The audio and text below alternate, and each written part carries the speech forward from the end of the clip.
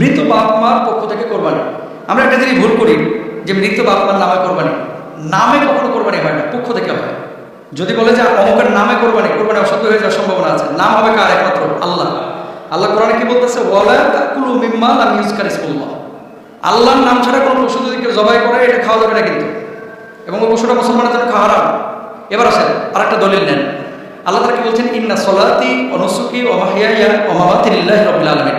আমার নামাজ, আমার কুরবানি, আমার জীবন, আমার মরণ একমাত্র কার জন্য? আল্লাহর জন্য।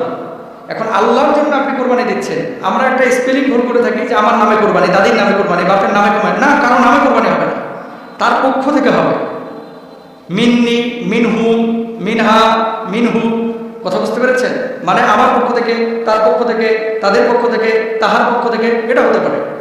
কিন্তু তাহার নামে, তার নামে, তাদের নামে, আমার নামে, স্ত্রীর নামে, বইয়ের নামে, বাচ্চার নামে না।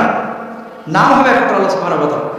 মৃত বাপ মা, আল্লাহ রাসূল সাল্লাল্লাহু আলাইহি ওয়াসাল্লাম দুটি কোরবানি দিতেন। কখন আমাদের খাদিজাতুল কুবরা রাদিয়াল্লাহু তাআলা আনহার পক্ষ থেকেও দিয়েছেন, সমস্ত উম্মতের পক্ষ থেকে আল্লাহ রাসূল দিয়েছেন। সমস্ত উম্মত তো, নবীজির অনেক উম্মত তো মারা গিয়েছে সেই সময়, এখনো তো লাখ লাখ কোটি কোটি উম্মত মারা গিয়েছে। তার মানে সমস্ত জীবিত এবং মৃত উম্মতের পক্ষ থেকে আল্লাহ রাসূল দিয়েছেন সওয়াবের জন্য। তো আমাদের মৃত বাপ মা যাদের কবরে চলে গেছে, আপনার যদি আর্থিক সম্পত্তি থাকে, ধরেন দুটো গরু কিনলেন অথবা গরুর দুইটা ভাগ নিয়েছেন, একটা নিজের জন্য আর একটা আমার মৃত বাপ মার জন্য। নিয়মটা কি? যে আল্লাহ এখান থেকে যে সওয়াবটা দিবেন, আমার মৃত বাপ মার কবরেও এই সওয়াবের একটা অংশ পৌঁছায় দেবেন। এই নিয়মটা যদি আপনি করে থাকেন তাহলে আপনি কোরবানি করতে পারেন, জায়েজ আছে আপনার জন্য। তবে মরা মানুষের জন্য কোরবানি না, কিন্তু মরা মানুষের সওয়াবের জন্য কোরবানি আপনি দিতে পারেন। কোরবানি হচ্ছে জীবিত মানুষের জন্য। সেকেন্ড আরেকটা বিষয় আপনাকে বলি, আপনার বাপ মারা যাচ্ছিল, ঠিক ওই মুহূর্তে বলেছে বাজার আমার জন্য একটা কোরবানি দিস, ওসিয়ত করে গিয়েছে। আপনার মা ওসিয়ত করে গেছেন, ভেরি ভেরি ইম্পর্টেন্ট একটা বিষয়, এটা আমরা অনেকে জানি না।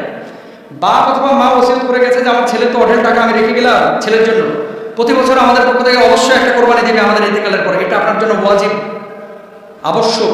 সামর্থ্যবান আপনি হন এবং বাপের এরকম সম্পদ থাকে, এবং ওসিয়ত করা যে পশুটা আপনি জবাই করবেন এই গোশত কিন্তু আপনি খাইতে পারবেন না। মৃত বাপ মার পক্ষ থেকে যে কোরবানিটা আপনি করবেন এই গোশতটা পুরোটাই সাদাকা করে দেওয়াটা উচিত, উত্তম। আর ওসিয়তের যে গোশতটা, এই গোশতটা কিন্তু আপনি ধরতে পারবেন না, ছুঁইতে পারবেন না। গোশত বানায়া এই পুরো গোশত আপনার দান করতে হবে, এটা কিন্তু অনেকে জানে না। বাপ মা ওসিয়ত করে গেছে, এটা জবাই করে ওই কোরবানির গোশতের মতো 3 ভাগে ভাগ করে না, ভাই ভুল।